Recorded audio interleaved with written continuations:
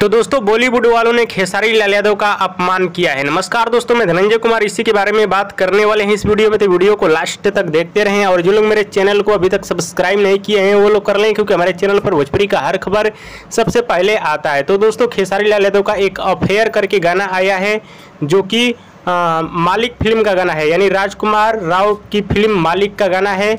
लेकिन उस फिल्म में खेसारी लाल यादव के इस गाने को नहीं डाला गया है। जी हाँ दोस्तों, मालिक फिल्म में अफेयर गाने को नहीं डाला गया है। इसी को लेकर खेसारी लाल यादव के फैंस लोग पूरा गुस्सा हैं। जी हाँ दोस्तों, बहुत सारे खेसारी लाल यादव के फैंस लोग गुस्सा हैं कि अफेयर गाने को क्यों नहीं डाला गया राजकुमार राव की फिल्म मालिक में, और खेसारी लाल यादव से गाना गवाकर फिल्म में गाने को क्यों नहीं डाला गया। खेसारी लाल यादव का बेइज्जती किया गया है, अपमान किया गया है।